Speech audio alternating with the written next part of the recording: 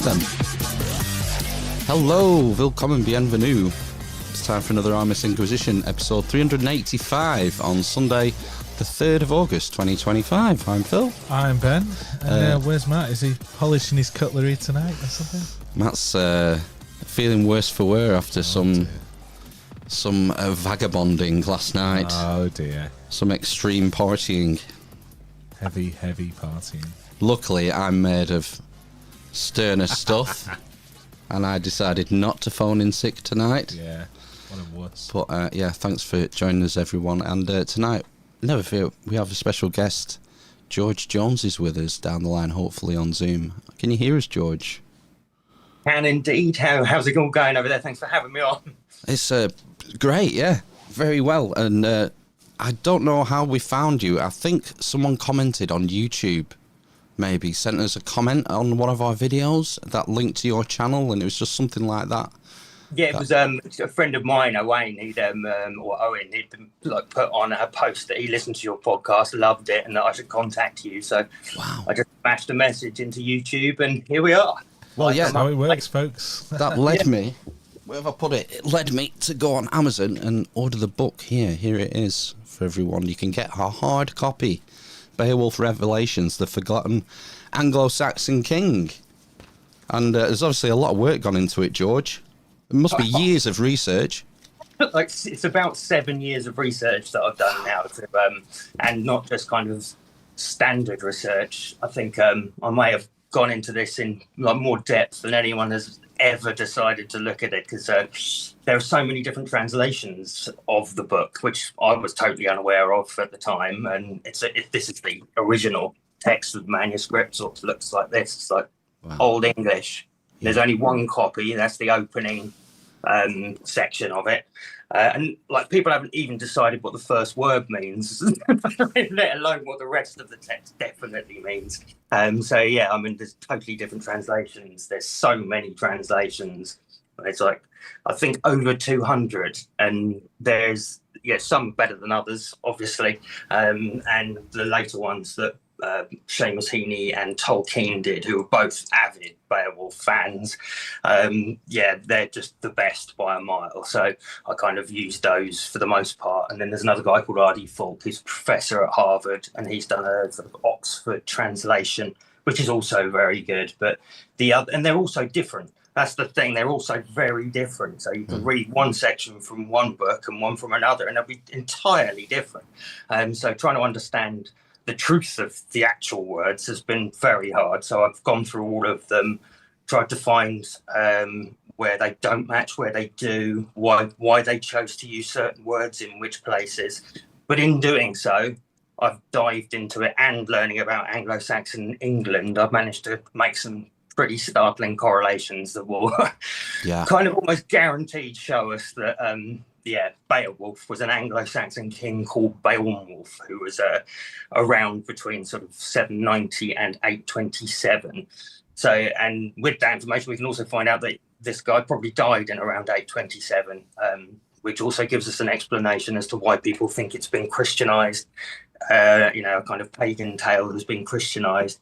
It's not that it's a particularly pagan tale, it's just that it happened during that Christian crossover period, which actually went on for a long time. It was like hundreds and hundreds of years. Was still happening. Thinking about it.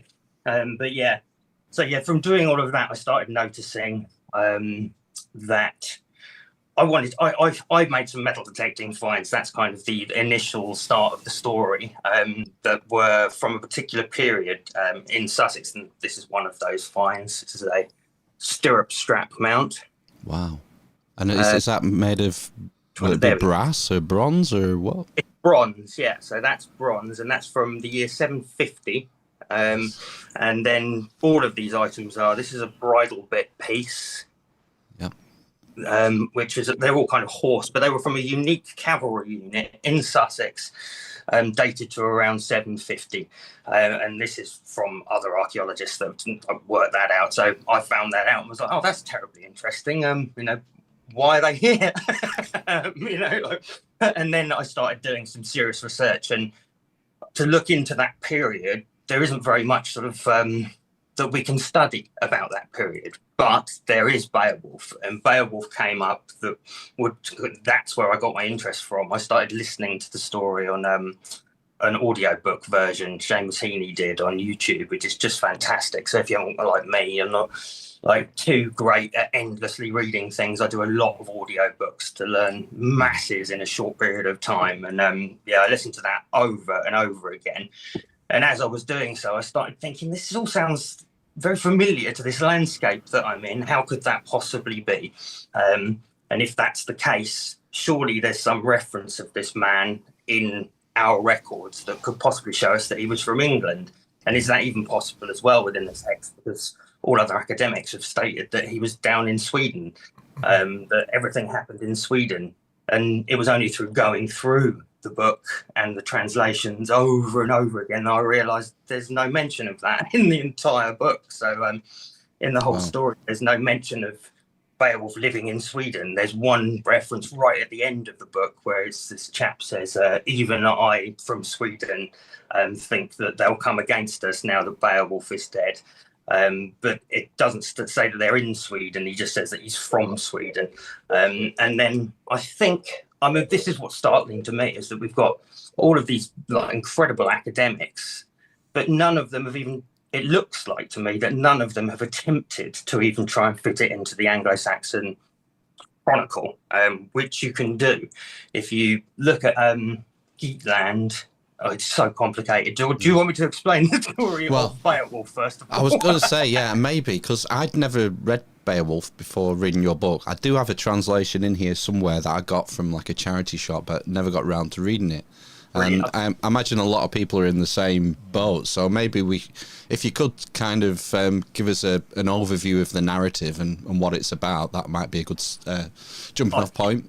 Absolutely, I think that's a really good start. So it's about a man called Beowulf who travels across an ocean to go and save a man called Hrothgar, who has this mead hall that he's decided to build, and it's this like great wonder of the world. Unfortunately, this mead hall is being ravaged by this, everyone's decided it's a monster, but it doesn't also say that endlessly throughout the text. It's a man, but it's a man called Grendel, who has been, or a monster called Grendel, whatever way you want to look at it. He's been going in and attacking the mead hall, killing the people there, carrying them off and eating them, apparently. And this has been happening for years, and no one can stop this from happening. So like word comes across to Geatland, where Beowulf is living, that this tragedy is occurring, and he decides, like, I'm going to go and try and help this man out. So he travels across the ocean with a crew, and they land on some shore that no one really knows where that is, but I've got a pretty good idea of that now. And they travel up to meet Hrothgar, and then he makes all these claims like, I'm going to fight him without a sword, and it's very intricate. This is a very, very dumbed down version of it. Yeah. But so he's in there, and they all try and go to sleep. And that night, Grendel comes, and there's this great wrestling match in the hall, and Beowulf ends up ripping Grendel's arm off, and that gets hung above the hall. He wins fame and glory over there. And then in revenge, Grendel's mother decides that she's going to also come and try and kill all these guys for killing her son. So there's this other battle with her. He decides that he gets asked again, will you save us, by Hrothgar? And Beowulf says, yep. So they go off and hunt Grendel's mother in this cave sort of under the sea. You're never quite really sure. I think it says that he has to dive into a pool and swim for quite a while in order to get into this underground lair. And in there, he finds Grendel's body and Grendel's mother, and he finds this sword, this giant sword that only he can wield, and he chops her head off and kills the mother. And then what happens is he leaves that land with vast amounts of treasure that he's been gifted from Hrothgar for doing this, and they call him brother, and there are all these sort of lineages and family ties between them that we can go into later on. But he goes back home to Geatland, and this is where the story kind of almost ends there. There's an extra tale after that concerns this dragon, but that's right at the end of his life. But the really important bit is that when he arrives in Geatland back home, we're given a whole load of names for the people that are surrounding him at that particular time. And they are the ones that match up so well with the Anglo-Saxon Chronicle people if we look at this particular era surrounding Beowulf. And he goes to Hrethel, gives him the treasure. Hrethel then grants him 7,000 hides of land in Geatland, which is a really critical clue for us because we also know that Sussex is 7,000 hides of land. There's an old tribal hidage document that we can use to show us that, and there are only a couple of other places that are 7,000 hides recorded in that particular way as well. And I'm not certain that hides was even a term that was used in Sweden at that time. I don't think it was. So that also helps us state that, like even the language is telling us that it perhaps was over here and not there. But then we're told about Ectheo, which there's been a mistranslation of, we'll go into in a minute. We're told about another guy called Hygelac, and then we're told about Herdred, Heribald, and Haethcyn, 3 brothers. And those characters, basically, I'll just explain right now, are, so Ectheo is Ecbert, King Ecbert. Aethelwulf is Hygelac, and Hygelac is a title. It means ruler of the waves. And it seems like that's happened. Hrethel is also a title. It seems like we've misunderstood titles as names. So Hrethel means like the high Aethel. Ethel is Aethel, is where that word comes from, and that's actually being used in reference to King Ectheo, who's Ecbert. So complicated. I'm giving myself a headache when I'm thinking about it. But his son was Aethelwulf, who I think is Hygelac. And then Aethelwulf's sons were Aethelbald, Aethelred, and King Alfred the Great. And so they would be, Aethelbald would be Heribald, Aethelred would be Herdred, and Alfred the Great would be Haethcyn. Haethcyn means king of the wasteland, which we know, if you know anything about Anglo-Saxon history, we know that that is an accurate title for him when he lost the country. He was a king of the wasteland. So you've got all of those characters. But beyond that, we also have Beowulf, who's fitting right in the middle of these people. So like we know that he's amongst them. But then we have another character called Hygd, who I think is Judith. And then it references old Anglo-Saxon kings. So there's one in particular called Offa, who it basically... is that Offa from Offa's Dyke? That's it. Yeah, that's exactly it. So Offa's Dyke, he's around sort of in the 750s, I think. Yeah. And in the book, they're talking about him in the past, but there's this particular line that states, "Verily, he of Hemming's race made light of that. Yea, men at their ale drinking further remarked that less injuries to men she wrought, less cruel wickedness, since first she arrived at Offa's hall over the warm waters wandering." And this is with regards to Hygd. So I'm saying that Hygd, and she is then married off to Aethelwulf, and we know, Hygelac. So Hygd and Hygelac are together. But we know that Judith and Aethelwulf, who would have been Hygelac and Hygd, did get married, and then they also had sons who are Aethelbald and Aethelred. It's insane. I mean, having to learn about all this has taken me just about 7 years just to kind of... yeah. But then the reason I kind of learned about Offa was because there's a place down in Sussex called Beddingham. And in one of the charters that concerns Beowulf, it talks about Beddingham, Denton, Beowulf's in there, and then it's also talking about this place called Clofesho in this particular one, which there's this lost meeting place of Anglo-Saxon kings called Clofesho. We could go into insane detail. We might have to do like another one at some point, so I won't go into all of that right now because we'd be here for hours. Yeah. And I'll answer the questions that you want answering, anything that was particularly interesting to you. But I'm trying to give the sort of academic community the information they're going to need to see what I'm talking about. And once they can look at these things and understand, because there's one bit in there. See, people have taken Ectheo and Hrethel as 2 separate people, but that's not right either. It's they're saying some people have translated this particular line as Hrethel, the Geatman, gave to Beowulf his one and only daughter to his battle-brave son.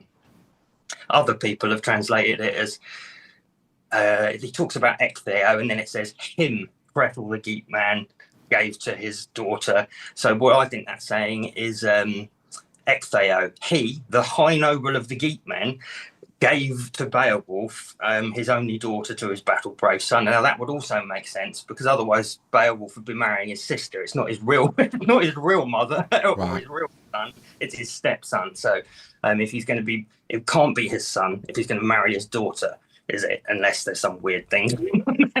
But I don't think that's happening. And I think. Like, one of the things I've got to talk to you about, bearing in mind you look so much like Ragnar. Him? He talks about Ben. Yeah. You're Floki. It's that connection, yeah. Which is just stunning to me, because I feel like Ragnar is Beowulf, and people have not worked this out. It's crazy, because he comes over exactly this right time, and there's not vast amounts of evidence, but what we can say is that he's around at the right time. King Ecbert is around at exactly that time, and he hands Ragnar, captures and hands over Ragnar to this King Ael, who then drops him in a pit of serpents. And what happens in the Beowulf story is Ectheo is around at that particular time, and Beowulf somehow gets put into a place where there's a serpent. Both of them are killed by the poison of the serpents, or the serpent, and they both occur at this exact same time. So it seems highly likely to me that, there's not two specific dragon legends that happen at exactly the same time. It seems highly unlikely, and we also know that Ragnar might not have existed. They think that he's an amalgamation of all these different kings that they've put together and congealed into this character Ragnar. Right. And we're not really sure, but we do know that the Vikings came over to Lindisfarne just before the rule of Beowulf, and that Ecbert and Ectheo, they were around at this same time. I'm certain that they are very likely the same person. And how it's been that, I suppose, I don't know when the first iteration of the name Ragnar came about. There are still things I don't know, but where did that appear from? Because there's the legend, the saga of Ragnar Lothbrok, which you can read. I think that was written by someone in Iceland. It's insanely complicated. I haven't gone down that road because it was like too much information. Yeah. To cope with, but if anyone wants to, you can probably make quite a good link between them. And people have always said that is it real and is it right that the sons of Ragnar were the sons of Ragnar, or did they claim that name so that they could use his fame and come across here and pretend to be grieved and have this fight? But at the end of the Beowulf tale, we find out that he had no children. So it literally tells us that, he's talking to Wiglaf as he's dying, and he's saying, it's really sad. If I had children, I'd be able to hand down my things to you. But I haven't. So please take the crown. He gives his things to Wiglaf, basically, and says, look after the kingdom for me. And yeah, that would imply that all of Dawn Ironside and all of the other characters, Ivar Boneless and all those guys, they are all not his sons at all. They've just taken on the mantle for fame. Yes. But it's likely that if he had sons, they may have been killed for this reason. Yeah. From a usurper's point of view, you would want to get rid of the line so that you could take over. Absolutely, and I think that's exactly what I get the sense that there's been some sort of betrayal going on there between Ecbert, just like we see with the Ragnar story. There is something happens, and it says that cruel fate that made him go there in the text of Beowulf. And I've always wondered what that was, and I thought maybe he was injured, maybe he was just getting old and diseased, maybe something happened that sort of he just thought, I'll go for it. Why not? I'll go and try and fight this thing. I'm dying anyway. And yeah, that's the bit that I think we could probably want another hour's thing Yeah. talking about dragon, you know, like how that could possibly be, but it's whether or not you want to go into that. We might go. We might hit the dragon later. Yes. The possibility of a dragon. I'd be interested to know more about the actual manuscript itself. So, like, how old is the original manuscript, for example?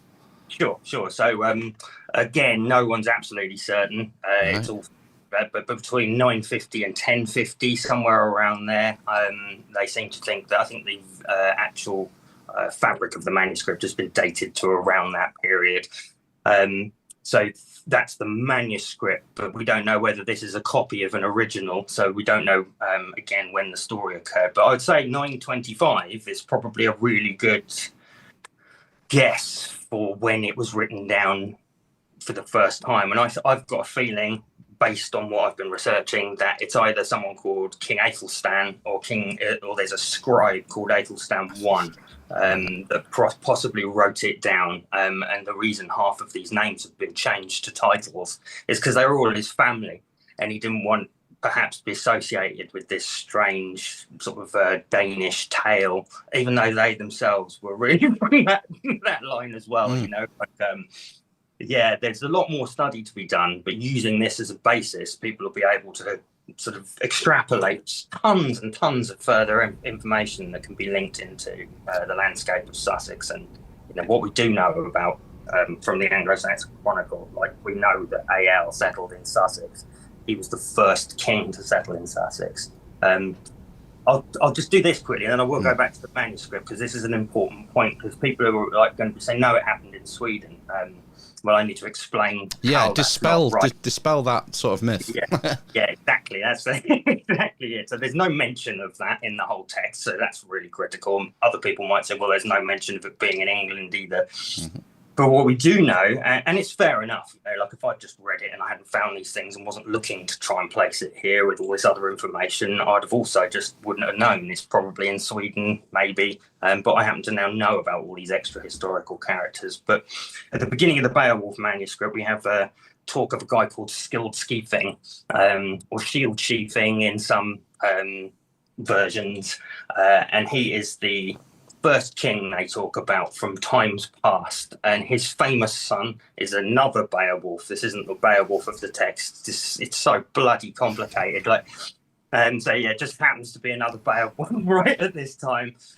So Skilled Skeefing births this famous son Beowulf in the land of Geatland. Now we know that the Scyldings, their leader and originator, was a guy called Skilled Skeefing. So we can start to see that it's probably the same chap. But we also know that the Scyldings were in Gotland. This is one place. There's a little island between Denmark and Germany, is it? It's Denmark and Norway, I think. It's in this little kind of sea bay called the Øresund. It's this tiny little island, and I feel like that's been a big, powerful player in the world for quite a while, and no one's really noticed, again, because the Geats come from the Goths, and the Visigoths sacked Rome. And on Gotland, you've got a place called Visby, which has got a place called Ringmer, and that surrounds this place. It's a city wall. And then we have this place right next to Hamsey in Sussex called Ringmer. And I've just got a feeling that there's some weird link there as well. I think it's to do with the ring walls, not specifically armbands that go on. But anyway, the Scyldings are known to have been in Gotland, in Sweden, south of Sweden, in a place called Götaland. And this is where I think people have decided, well, it must be that then. But they were also in a part of England. And we know that A.L. settled in Sussex in the late 400s. So we can also find out that, and we know he settled on Morling Hill. He was the ruler of Sussex. And A.L. is very likely a part of this ancient tribe of Scyldings that became so powerful on Gotland and so successful that they had to start spreading out. And this is like, there were too many of them, basically. And one really interesting thing to learn is that more English coins from that era, from the era of Alfred and before and but have been found on Gotland than have ever been found in England. Wow. Something really important. So like you can start seeing like, okay, right, well, where was there's something called Danegeld. So like the Vikings had come over, and the Vikings weren't just Swedish, Danish, they were English, and even Alfred the Great himself was a Viking that no one really knows about. I'll tell you about that later. But yeah, they basically were paid to bugger off. It was like the Vikings would come over, and then you'd have them all just like ravaging everything. Eventually they'd come to some agreement like, well, we'll give you like 10,000 pieces of silver or your body's weight in gold or whatever, and now bugger off, and they'd go. But that's probably where they went, is back to Gotland, which again gives us an incredible link between people travelling backwards and forwards and where they were going to. It wasn't just Sweden, it was Scotland, and that was Danish owned in the time of Beowulf. And what's equally interesting is that it wasn't just Danish owned. There's a guy called Hemming who was the king then. And Hemming has two brothers. Oh God, I can't remember who they are now. Like Half Dan or something. No, that's his dad. So, which we also know is Hrothgar's father's name. He's Half Dan, which is a half Dane basically. Yeah. So it kind of tells us that none of them were particularly one race or another. None of us are. None of us. Yeah. So yeah, that's really, really fascinating to me. They were all from mixed races and heritages, and you know, it goes on. It goes on to even today. You know, like I don't know if you know your bloodlines, but I've kind of traced mine back as much as I could, and I'm about as British as you could get. Yeah. With a load of other stuff in there. But anyway, it says in that line that I was quoting earlier, verily, he of Hemming's race made light of that, yea. Men at their ale drinking na. So like literally it states that Hemming is a character within Beowulf, and then we've got this Hemming at exactly the same time as Beowulf. And I think that they were probably taking food backwards and forwards between them, and they were, you know, they had settlements and they were trading between each other, and these were like verified sea routes. And what's interesting is we still have the New Haven to Dieppe route today, and if you come in at New Haven, go all the way down the Ouse, you end up at Hamsey Church, which is, yeah, again, where we start kind of pinpointing this tale and the landscape around it, and Hamsey, which was this place called Ham, but we can literally pinpoint it, and all these etymological connections in Ringmer, which are to do with a charter. So there's this charter of Aethelstan that he wrote in Lifton, Devon, and I've got it wrong in my book. I'm not sure. In one bit of the back, I think I've written in 930, and then inside I've written 931, and I can't remember which is correct, but right. One of them. But he writes this charter in Lifton, Devon, but the original states that it's in Luton. So, but I don't know which one's correct. But it says it's a land clause that he's given to this guy called Wulfgar, who's also in the Beowulf manuscript. And he he gives him this charter that states, go eastward from Ham to the boundary of Beow's home, then past the hidden gate, and all these other weird little descriptions. And then it says to Grendel's Gatan. And this is an actual charter written by the King of England, in 930. And you're like, and then so it was like, oh, well, there is a church called Hamsey here that did used to be called Ham. And modern archaeologists, when I looked it up, have said, no, it's this place called Ham in Wiltshire. And there was never a Witan held. I sounded well, Andrew Tate there. a Witan is like a council that the king establishes periodically, is it? With exactly, it's like an early parliament. The first parliaments, they're synods, and I think it comes from Witangamot, which means Council of the Wise Men, like Wizengamot. Yeah, yeah, that's it. Yeah. And so they would get together, the lords of the era, and they would discuss what they were going to do and land problems and claims and all that kind of stuff. So we've got these charters from these particular meetings. And I'm pretty sure that Hamsey Church, Old St. Peter's Church, is Clofesho. It makes sense etymologically in as much as there's this very noticeable bend in a river that goes around it, and cloth means it's basically cloth, sort of like a horseshoe, and a cloven hoof, and this river travels around it in a cloven shape. But not only that, we have Beowulf present at this Clofesho in a document, and it talks about Bedingham Denton and Cloves Ham and Clofesho in another one. But he seems to be in a lot of these Clofesho charters. So it's really great evidence for us. This is the thing where I start thinking, like, how has no one noticed it? So, you know, like, surely there are modern archaeologists and modern historical researchers that are fascinated by this period that would have noticed it, and it doesn't seem like it. Even Tolkien, which, although, yeah, I'm a big fan of Tolkien. I'm sure you are, and I think everybody is, and I love the guy. But I've got a feeling that he knew full well that Beowulf was Beowulf, partly because he was a master of etymology. So he knew that etymology is obviously the ancient roots of a word, of any word, so a written word, and names. So like you can use that to sort of as a little time traveling machine. Every word we use today has a root from somewhere else, and you can use it to go back in time and then sort of see what it meant then, where it came from. And it's fascinating. That's been one of the most useful tools I've had.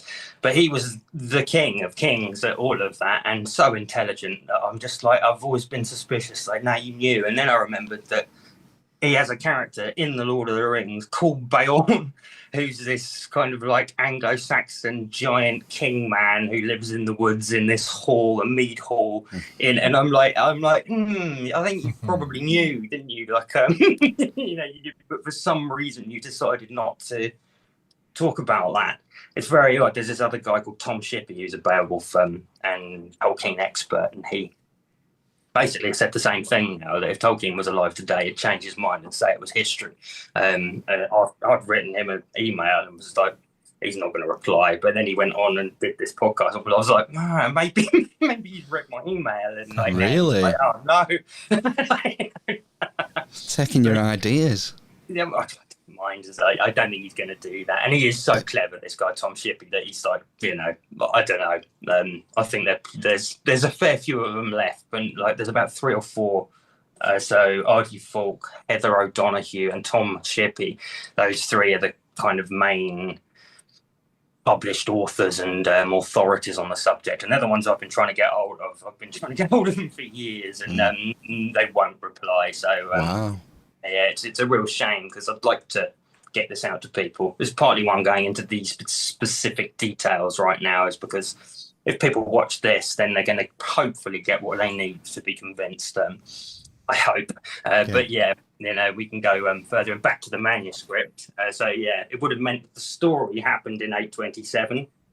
Right. Or he died in 827. That would have been the end of the Beowulf tale. And then it was probably written 100 years later. I've got a feeling, you know, for it to be remembered as well as it is, this is incredibly detailed. This is the other thing, is that the manuscript itself, a normal person would look at it, and I suppose the problem is that you'd look at it and think, this is too detailed for it to be a fiction. You know, it wasn't until much, much later on that we started writing, you know, tome books that were fictional. You know, not many people just wrote down fictional, great long stories. It was usually based on some sort of history that we had. Right. And then in it, we have all these lineages and detailed names. And I think the reason people decided, no, it must be a myth, is because there's a monster and a dragon in it. Yeah. And that's the bit that has stumped everybody. It's like, well, it can't be real. It can't be real if there's a dragon and a monster in it. It just can't be, because they don't exist. And that's where I was stuck for a long time, until I really started looking into that subject. And if you want to quickly look into that, you look into the legends of Knuckers in Sussex.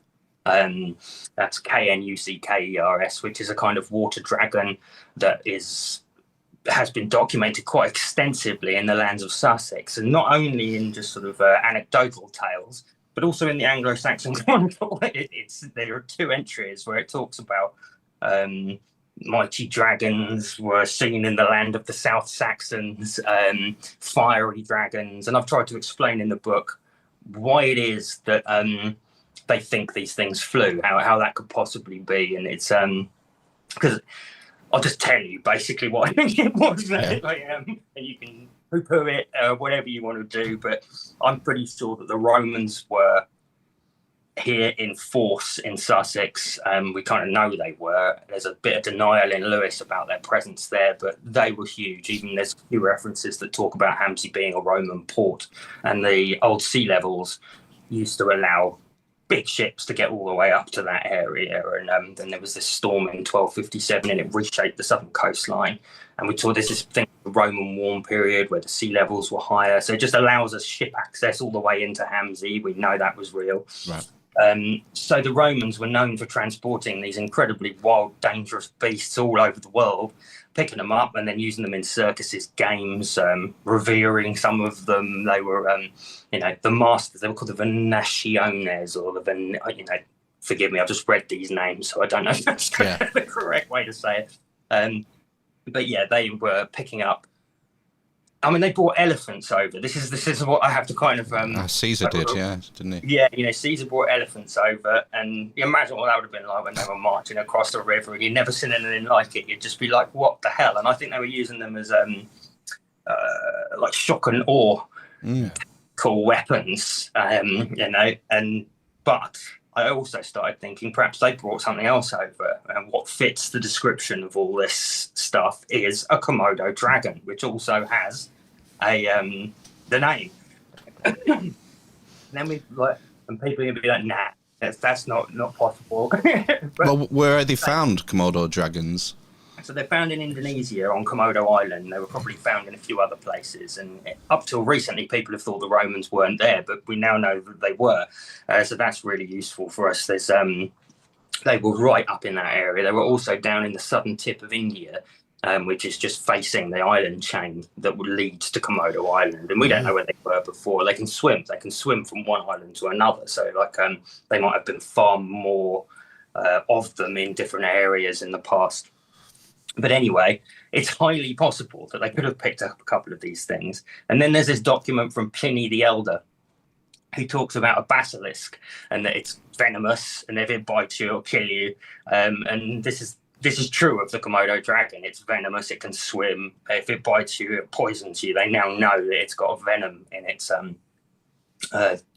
teeth, and that will slowly poison you. They generally bite you, poison you, you then die, and then they'll come and feed on rotting flesh sort of later on. That's sort of what they do, nice. And then there are all these stories of the knackers in Sussex, and then there's these references of these dragons in Sussex in the Anglo-Saxon Chronicle, and you're like, why would anyone put that in there if it was not based on something? It had to be based on something. But then we also have further details within the text that talk about the dragon waiting until nighttime before it can leave its lair and then it would fly around and burn everything.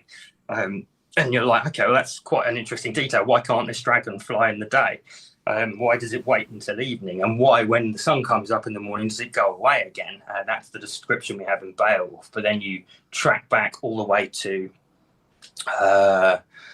the year 790 up to 820, and there's something called a Miyake event that was happening at that time, which is it's basically the Aurora Borealis. We've had it recently. I don't know if you saw it. Yeah, and we had red and green, really shapes in the sky, essentially. That's it. That is what people were seeing from the time, and we obviously now know that. You have to think of it from their perspective. We know what they are now because everyone's told us that's Aurora Borealis. It's light and it's coming through the stratosphere and it's, refracting the colours and everything. Back in their day, it was a dragon flying around at night. Like, they had no clue what this thing could possibly have been. And we've got it documented, and it's held for us in tree rings. Something happens where we get kind of hit with a particular amount of one particular charged particle, and it leaves its mark within trees from that era. Right. And literally date these things exactly. So we know that right at the time of Beowulf, within 30 years, there was a vast Miyake event that created these things in the night. And then we also have these mentions of dragons in Sussex at the same time that are poisonous. And there's also, on the oldest map of, there's a globe. It's on an ostrich egg, and it's one of the oldest globes ever made. And this is quite important, I think. This was something from a guy called 42 or 42. He's a YouTube channel guy, and he did this whole episode, and I was like, oh, that's really interesting. So the first record of Hic sunt dracones, basically saying here are dragons, which is the oldest expression of like people have put it on maps in fantasy things later on. But Hic sunt dracones is directly over Komodo Island on this map. So you're like, okay, right. So we've literally got the oldest maps of people in that era, whenever this was done, associated these things with dragons, and that's where they came from. Knew that. So. And there's also this weird thing with Gideon Mantle, who lived in Sussex, and he just happened to find something called an iguanodon in the 1700s, when they wouldn't have known about Komodo dragons, but we do now. And he found it's just a bit of tooth and a jaw of a creature and he became known as the father of dinosaurs. This chap, Gideon Mantle. But it just so happens I looked at the skeletal structure of a Komodo dragon and of an iguanodon, and they're exactly. Yeah. And I was like, I think you might have found some bit of an old Komodo dragon in Sussex. And it's trying to get, I've written to so many people. I've got things to show you other than to this. Very interesting. Oh, wow. What's that?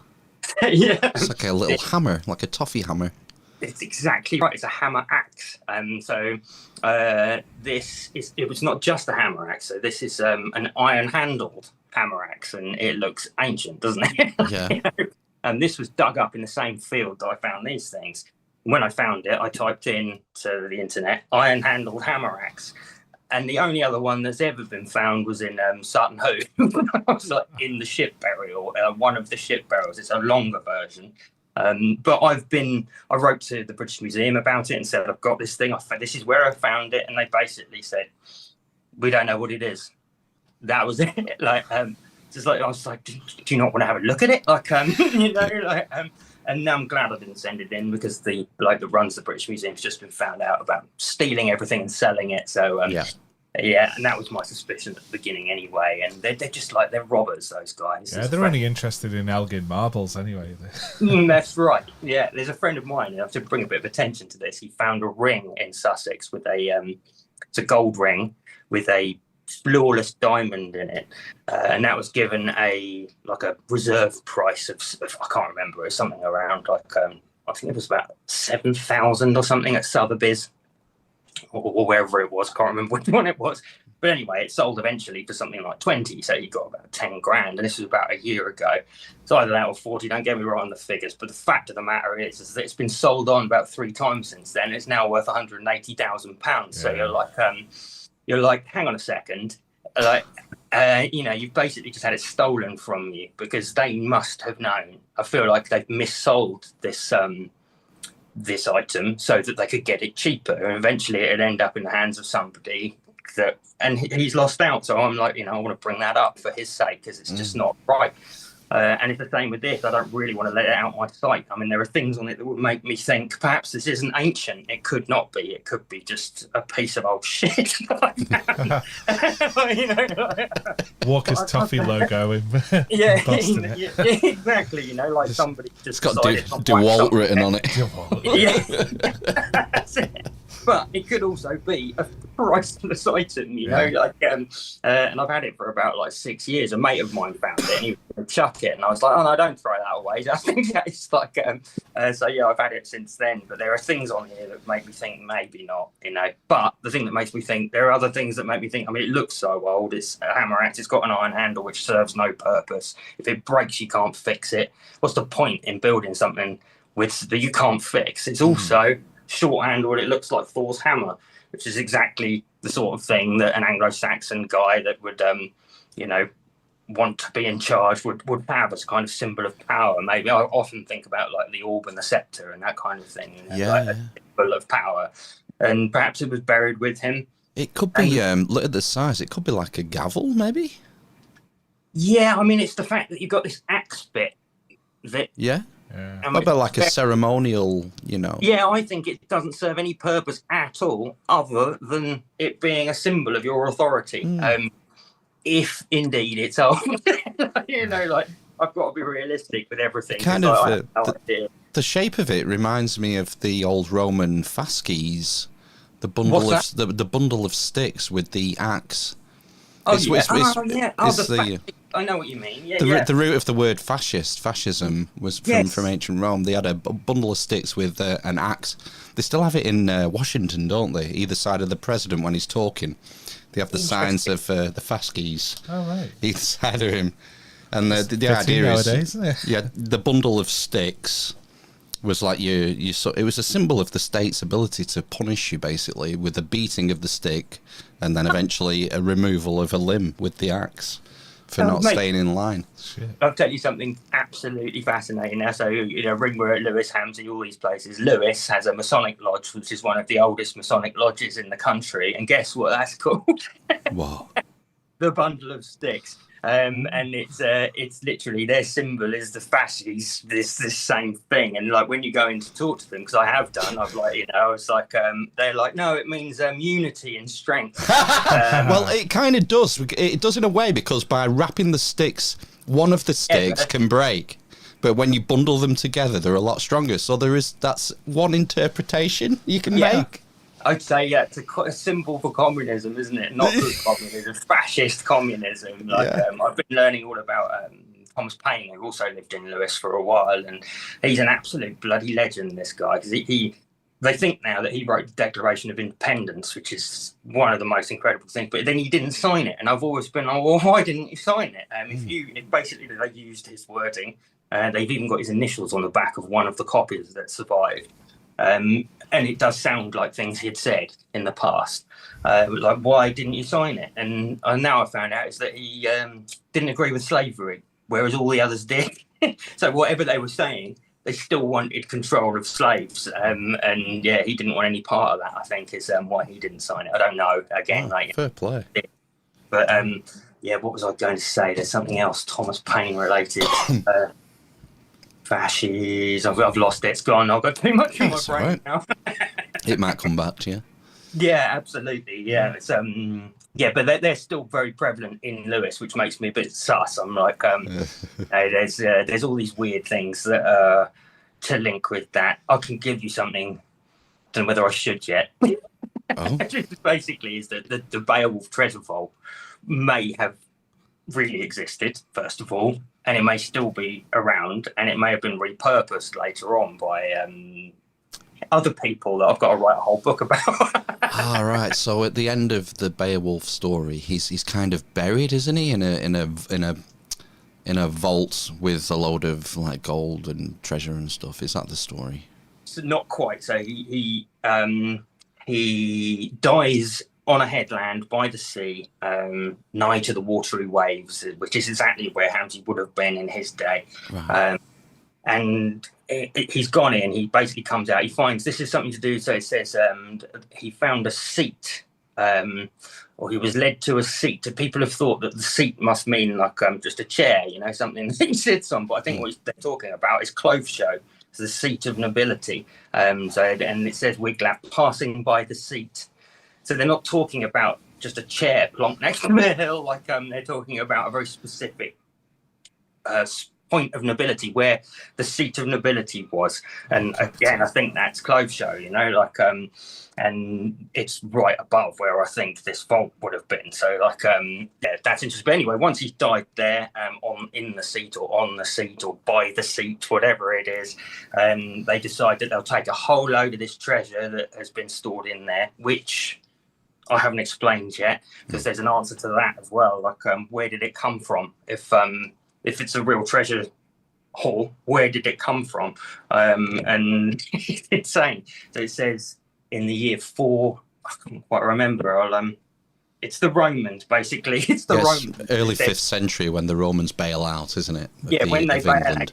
It's the 4th, I think, 3rd or 4th century. They says in this year the Romans buried all the treasures that were in Britain. Some they hid under the earth, and some they took with them into Gaul.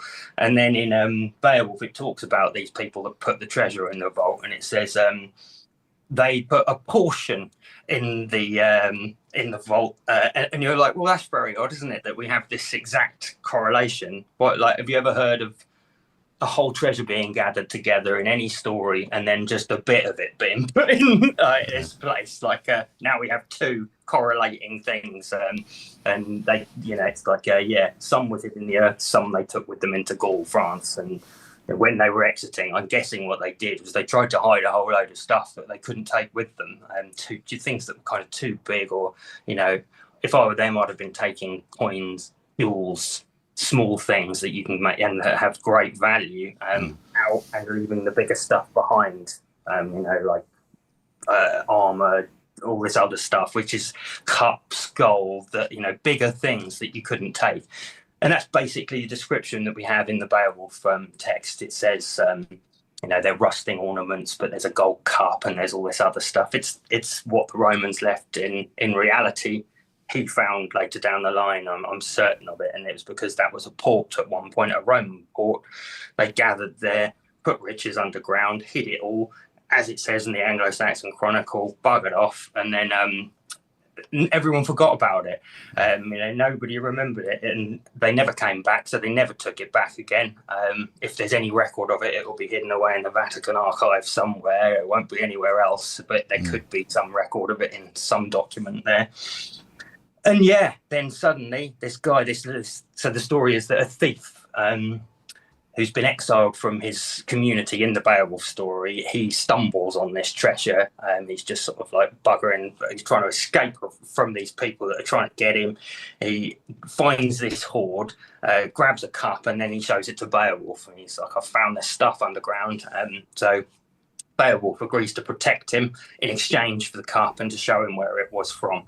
That's the story we're told. But again, if there was this vault directly above this church, which is still there, then that probably isn't real. It's probably an elaboration or an addition, just like a lot of it is, because they talk, even in Beowulf, they talk about the dragon being 50 foot long. That can't be right, can it? Not in the real world. That can't be. So, there are certain embellishments and elaborations for sure, but there are also other answers, like why they thought the dragon was flying at night, why they thought it had fire coming from its mouth. And this is where we go all the way back to the end of the dragon story. I've just always wondered, it is outlandish, I've written this in the book, but like the idea that if you needed some sort of Roman banking facility to pay your troops, to pay everybody, they wouldn't have left their money unguarded.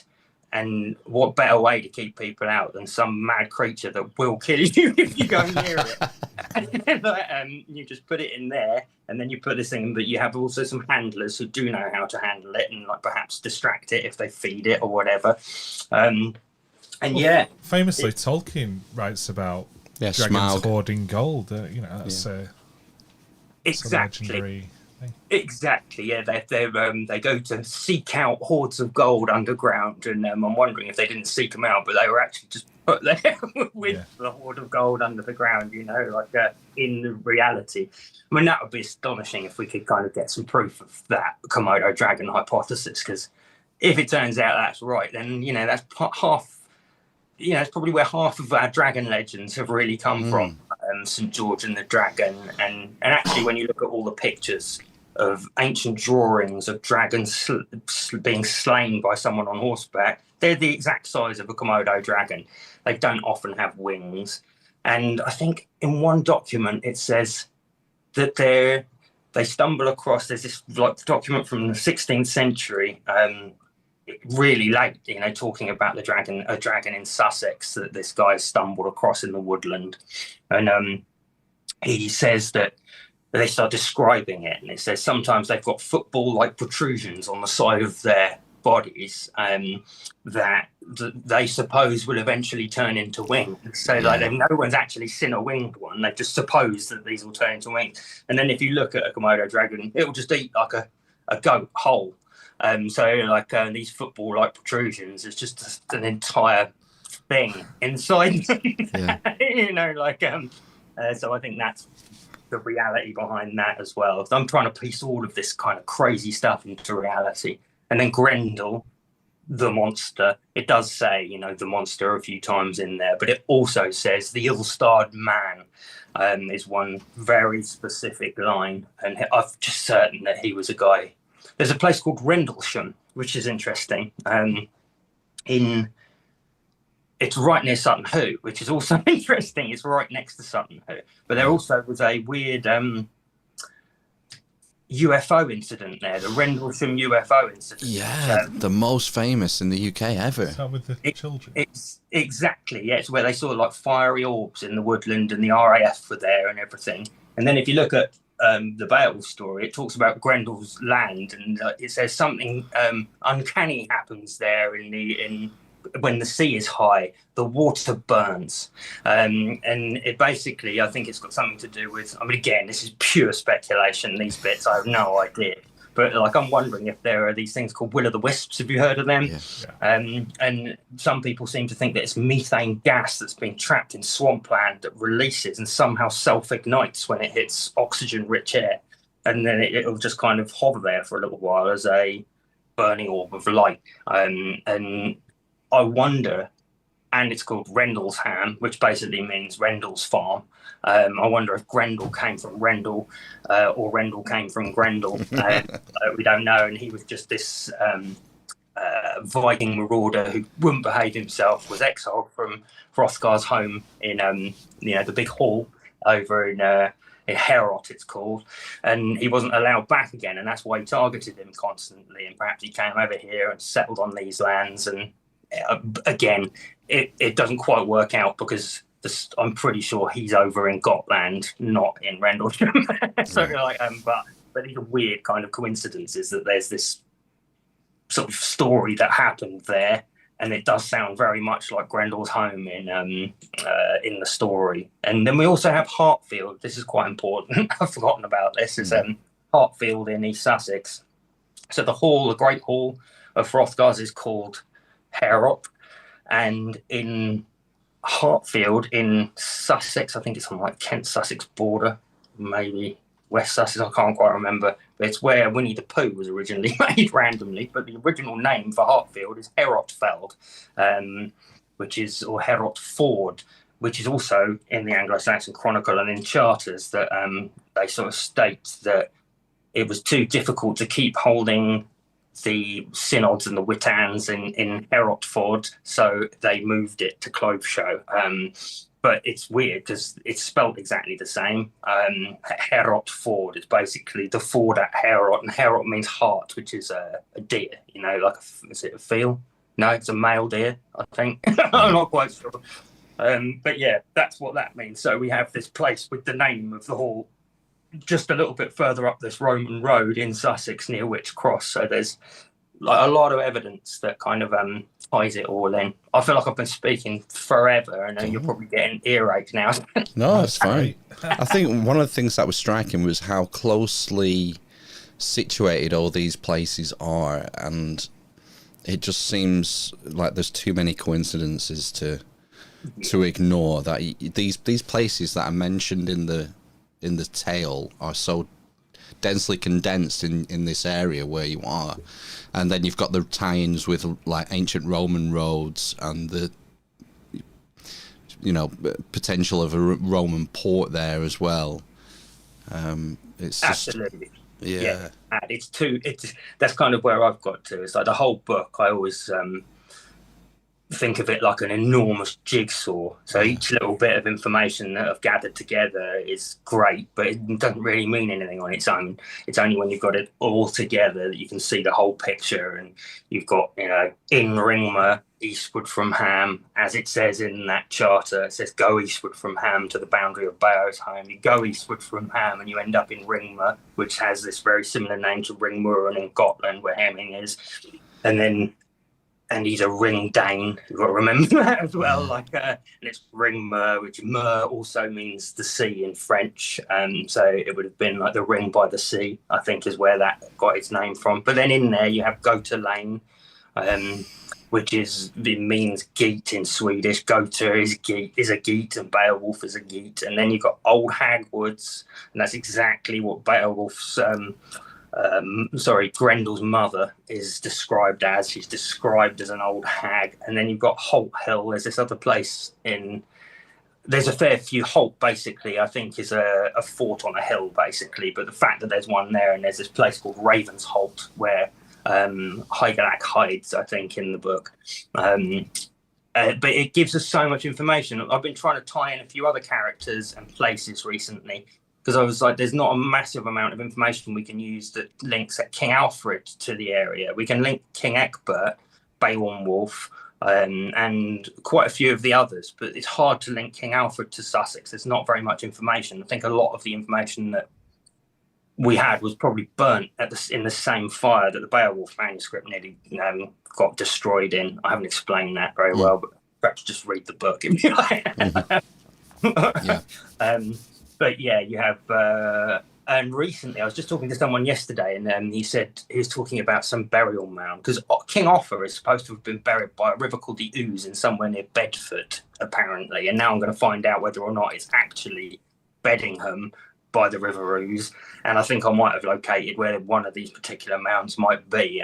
We did. This chap helped me out yesterday, so like I'll go and do a little video there at some point. And it's just mad if that's true. That is insane. So like, I want to go and have a look down there. It's near Denton, which we know was his. It was Offa's own inheritance. I just want to know why where they've got that word Bedford from.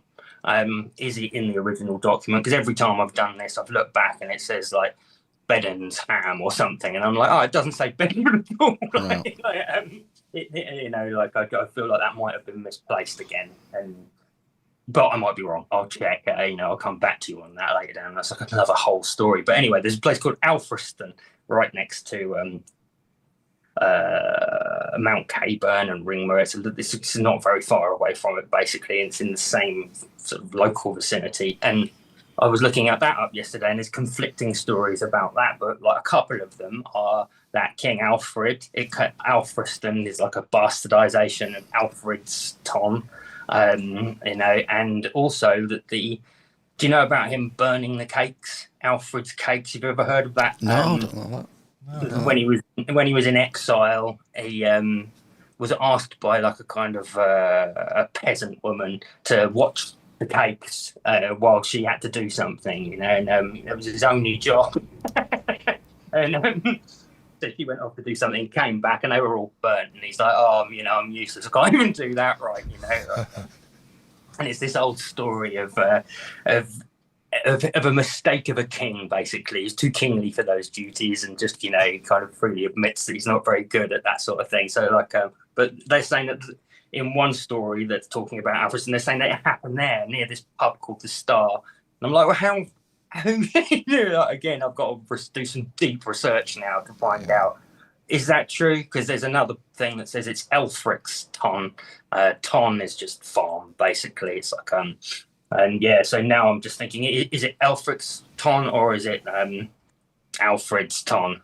Because the Alfred thing would be very useful. And I think if we can get some more people working on this, we'll find out so much more, so much quicker. There are lots of people with local history knowledge that might be able to tie stuff into this as well. So and this is something else I wanted to say, is that if anyone's watching this or now or later, just type questions in. I'll periodically check in and I will try and answer them. I do have a pretty good knowledge with this stuff. There's bound to be academics out there that don't believe what I'm saying, and I'll take the question and see if I can answer it. So if you want to, but I know most of them think they know best anyway. So. Yeah, it was particularly for me, like going into the book, not knowing anything about this. I mean, I know a little bit of Anglo-Saxon history, not very much at all, but not knowing nothing about Beowulf. Just seeing the coin with Beowulf on it, well, I was like, gosh, why don't we know about this? I know? It's so close to his name. And the fact that a year after Beowulf dies, Wiglaf takes the throne. This is the bit where I'm like, has nobody noticed this? No. How can that possibly be? And then if we look at the other kings surrounding it, they all do fit in quite nicely, which just sort of tells me that there's some skullduggery going on by people that do know. Maybe, but What would be the reason for gatekeeping this kind of stuff, though, George? well, we can see the attack on Anglo-Saxons at the minute, can't we? I'm sure you got noticed this idea of like, they're trying to delete the word, aren't they? It's like, or you hear these stories that are on these stupid little videos and you're like, are they, or is just someone else stirring up some more shit? No, I look at all this other stuff and I'm like, you can't, King Alfred called himself an Anglo-Saxon, so you can't delete something that people are. Otherwise, we've just got to delete all references to everything. Like, your Romans don't exist. No, Celts never existed. You can't do that. It's mental. But you have. I mean, it's mental, isn't it? But we're living in woke-orama now, aren't we? And then you've got all these people in. I think Cambridge University is trying to not use Anglo-Saxon as a word anymore because it's not diverse enough. I mean. It makes me sick, it's that's actually happening. I think I thought, no, this must be posh. This has got to be bollocks. Like, there's no way that could be real. But no, it turns out the wokerati have actually infiltrated Cambridge as well. And you're like, oh god, it's just a bit much. Like, yeah, I'm getting a bit sick of it. But anyway, I think that really they're trying to delete Old English culture and unity. I think they're trying to, when I say they, I think like world government, what I'm talking about, are trying to sort of thin out cultures, as we're watching happen in Ireland and everywhere else, and sort of reset history, really, it's more convenient for them to have, for everyone to have no memory of where we came from or unity or it's just if you just keep it messy, it's like it's impossible. I always think of it as like a culture as a color palette. We need cultures. It's interesting. I love looking at African history and all these other things. But if we just had one color palette that was just grey, it's just going to be a bit shit, isn't it? Like I think we need French culture and Italian culture and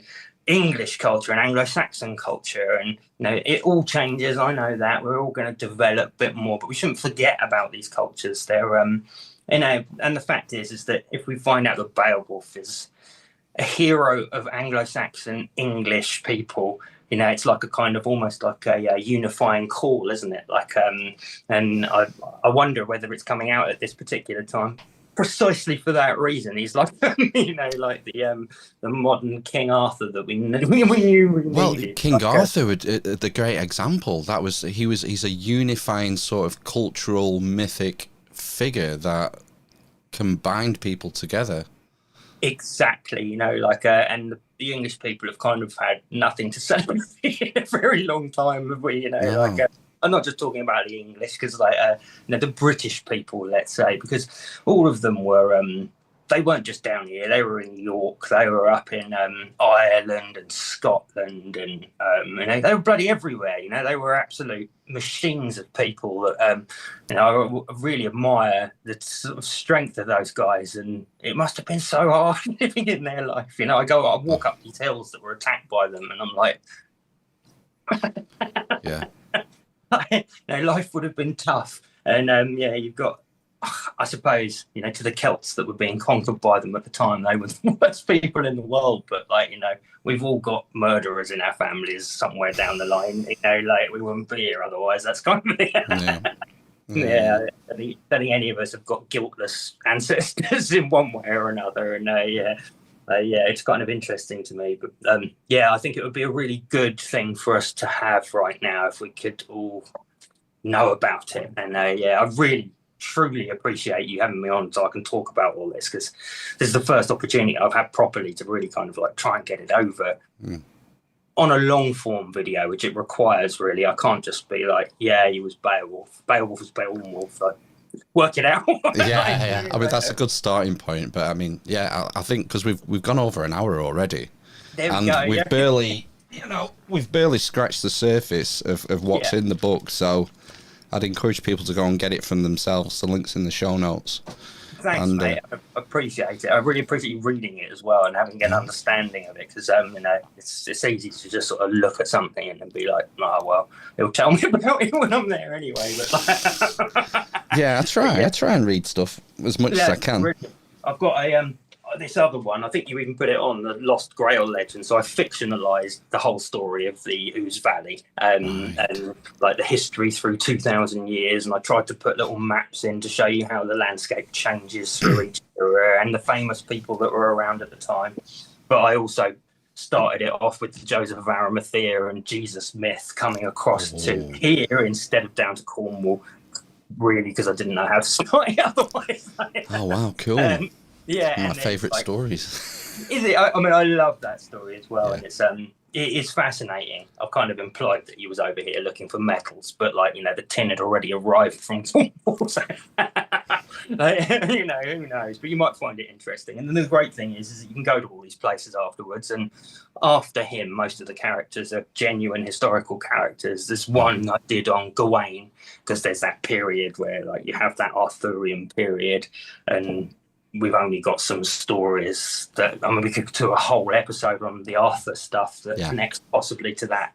But we'll do another one if you're interested. We can do another one at some point. So aren't you writing a book about the Templars as well?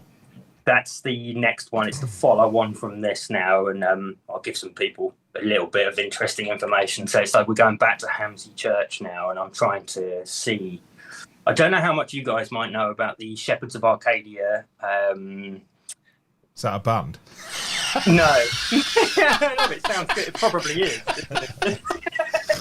It probably is. It should be now. But it's a painting by Nicholas Poussin, and it's. Have you ever heard of the Holy Blood and the Holy Grail? Yeah, Bayesian and Lee. I read it a few years ago. Okay, brilliant. So that whole thing leads to this guy called Saunier who like finds a whole load of treasure somewhere near his church, and it's all linked to the Templars, and then suddenly someone came out and debunked it. But actually it's not debunked, because like most of what it starts with, that story is probably accurate, and then at the end of it some bloke comes on and says, I'm of the line of like the Merovingian kings or everything. They ruin it basically with this guy later down the line. But before that, everything I was saying was true. It was interesting. You know, like, well, how did he get rich, this guy? And I think that the other half of the treasure that was taken from here during the Roman exit of Britain ended up there. And yeah, that's what he found somehow under his church. So this is the thing, that he was renovating his altar at the time when he found all this stuff. And then everyone's looking outside, in all the hill lands around it. I bet he just found it under his church. Where was it? Was that in Normandy? It was in Rennes-le-Château, which is Carcassonne, I think, around that way. And it's a great story anyway. But Carcassonne, that's where they had one of the big Inquisitions as well. So it ties into like Cathars and all sorts of interesting areas, doesn't it? Absolutely, it does. And actually, later down the line, ties into Benjamin Franklin and all these other guys. It's mad. Like, it's great. They were all there for some reason, and you're like, why? You know, mostly because they were all Masons, I think, is the. It's fascinating anyway. But yeah, so we go all the way back to Hamsey Church, and we find in the year 1306, so the Templars were famously persecuted in 1307. Yep. There's a what do you call it, like a parson or a priest or a vicar. The guy who was running the church at the time is a chap called Peter de Melendenis, which I thought, that's interesting, French knightly name. So I looked this up. It's funny how things have adjusted on the internet as I've been searching for them. I don't want to get all conspiratorial, but I used to type this name in, and this thing had come up with, it would just instantly link to a guy called Roger Moulin, who was the Grand Master of the Knights Hospitaller. So, yeah, and we know that the Templars were absorbed by the Hospitallers. So, and then I started thinking, maybe the Hospitallers were around this area. And it turns out that the guy written before him is called Roger. So it seems like this Peter de Melendenis is a descendant of Roger de Moulin, and he's there at the church in 1306, 1 year before the persecution of the Templars in France.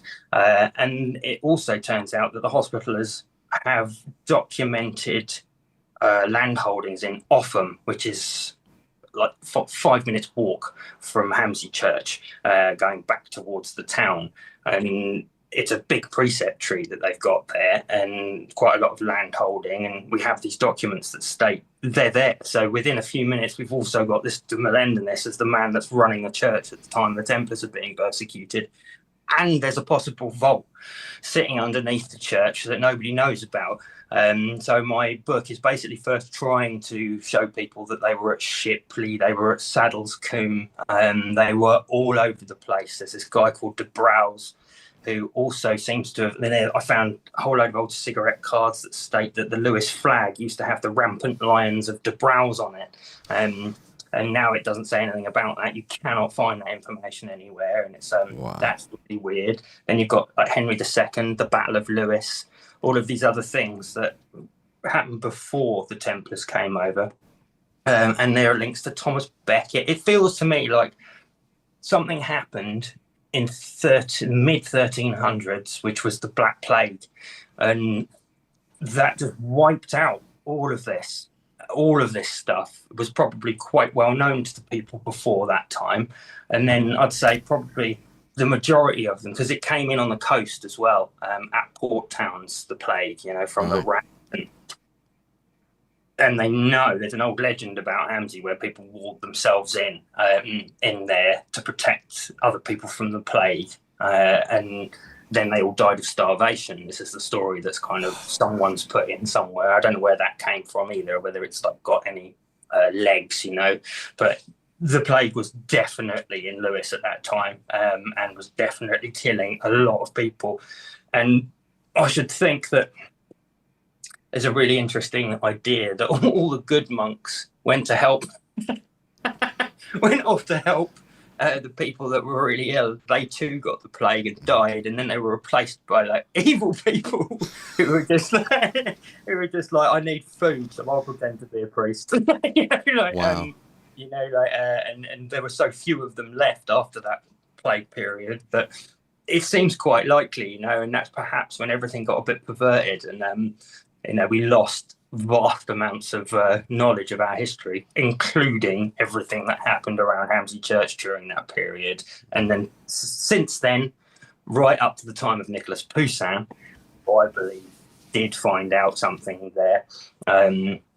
You have to look into the Shepherds of Arcadia painting and then have a look at the altar within the church of Hamsey. Right. It was put there by a guy called Walter Godfrey, who also just happened to be the architect for the Temple Church in London after it was blitzed in the Really? He put that altar there, and it's like it wasn't one there on top of these three enormous stones, which seem to be quite important. There's some important people under there, I'm betting. Plantagenets, Henry II, perhaps, or a bit of him. He's supposed to be in France somewhere, but I bet like they were kind of split up, like they'd bring his heart to somewhere. It's a bit weird. But anyway, this altar was plonked on top of these enormous tombstones by him. It's about 1910, I think he does it, as a memorial to fallen soldiers in the First World War or something like that. I think that's what it says now in memory of them. But it just happens to have the Shepherds of Arcadia shadow thing on it. It was done by him. And then there's all these other weird things. And I never worked any of this out if it hadn't been for the Beowulf thing. I just suddenly started thinking, well, if there is a vault under this land somewhere that did have that thing, is there any chance that it survived and was reused? And that's when I started looking into just, that possibility. Went back to the year 1306 on the list of the rectors, suddenly found that, and then the hospitallers, and then Walter, all this other stuff that just made me think like, I think this might actually be, a genuine possibility for, there's some actual evidence here we can examine that might lead us to think that they could have come there first. And what I've always thought was that it's probably quite key for people, actually. Everyone always thinks that they just went up to... Robert the Bruce. Yeah, up that way. What's the church up there called? It's St. Clair's Church. Is it Rosslyn. Rosslyn. Yeah. So that was actually built 150 years after the Templars were persecuted and fled. So if they did leave France with their treasures, and some of them were forewarned. They wouldn't have gone there because it didn't exist. So like all these people talk about that as a really wonderful possibility as the place that they went to hide. It just wasn't there. So like we can just let that go. Let it go. It does seem to have masses of architecture within it that would imply that they were making trips to America at a time when they weren't supposed to be able to, which is really interesting. I find that fascinating, and I kind of think that's probably true. And I also think that the Templars were the Vikings originally. They just became Templars later down the line. They just, it's like the development of technology and everything. They got armor and swords and capes and but ultimately they were just like people on boats that went off. I think the first pirates were Templars. Well, the Templar flag, the Jolly Roger, and there's also Freemasonic connections to that with one of the rituals with the skull and bones and whatnot. It's just such a rabbit hole. It really is. Yeah, you can see I've been down many over the years, and they're just like my poor brain can't cope with it. Well, but anyway, there's a genuine possibility that they might have gone there. They could have got there by ship in their day. There was an enormous naval prison at the bottom of Lewis once upon a time that everyone's forgotten about now. It was only demolished in 1960, and everyone's forgotten about it. Wow. And there's a place called Wellington Street. You can just see that huge ships used to be able to make their way all there. Lewis used to send off ships for the protection of the sank ports. So there's all this like shipping activity that used to go on there. And that kind of makes me think that in 1306 you'd have been able to go up there in a Templar boat. And even more stunningly, there's a strange tale that I came across. It says in the year 1306 or 7, I can't quite remember. It's in it's called Lamplit Legends of Lewis, this little tiny book this guy wrote. And he does one story on these black knights that appear in Lewis in the year 1307, and they take over the castle.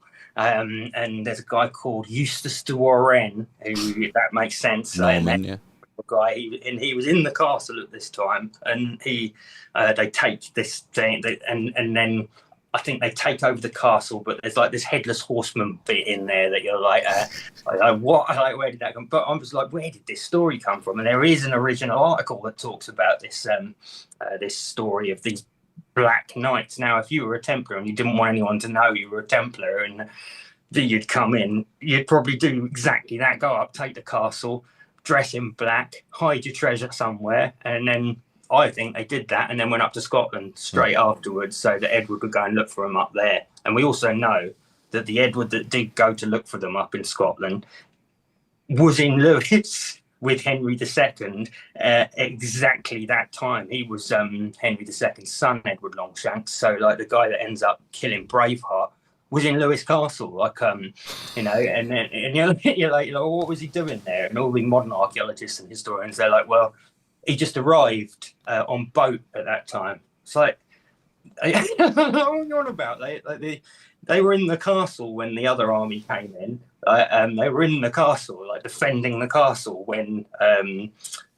can't remember his name now. Too many names, but one of the other barons basically came in. Simon de Montfort, there we go. He came down to attack the. They were in there, and I've got a feeling that it was a really important place, and for some reason, bundle of sticks, they that information has been lost somewhere along the line, or not talked about. And but I've met these Mason guys, and I don't know, unless like a couple of them in the high rankings know about it, you just kind of feel like they're just sort of like fat middle-aged men. Yeah, drinking club. Yeah. Well, there's some people that are decent for the most part. They don't know what they're in. No. But try not to persecute anybody anymore. But you need a bit more proof before you sort of like fly off the handle. So But I'd love people to get involved and to help me do some actual archaeology there. Imagine if we could do some LiDAR scans. A thing where you put the ground penetrating radar, yeah. Yeah, that thing, like we could go across certain areas where I think it might be. We could do some small digging. We could actually get some archaeologists involved. We could examine these bones that I think we're exhumed from this mound up on the Telscombe Tide that seems to fit exactly the description of the burial mound that Beowulf's put in, and we've still got it. They've still got his bones in the back, if you know, and they're burnt bones. He was cremated on a fire, you know, and whether that is absolutely right or not, whether they're his or not, it's a possibility, and we should look at it, you know. Like I don't mind if it turns out that they're not, but I would also, you know, be amazing if you could date those bones to 827 or 825 or very close to it. We could see his genetics. You get the impression in the book that he's a giant. So is there a bone that survived that we could have a look at and be like, oh, well, like, if this bone is this big, then he'd have been this big, you know? Like, I don't know. I'm not the historian and the archaeologist. No. You know, like, but I'd love people to look at it, and I've written to these guys, and they wouldn't do it. I even offered to pay for carbon dating, and they were just like, "No, we've got to do 2 other carbon dating tests this year, so we can't possibly fit it in." That's literally what they told you. We've got 2 carbon datings to do this year. I've got it on an email, and you're just like, "Oh, fuck you, then." Like, you know? I can't be bothered to argue with you and like try and explain that Beowulf might be real, because you're just not going to listen. Like, you know? No. So yeah, I've just left it basically, and I've written in the book. Hopefully, you'll hear about it one day.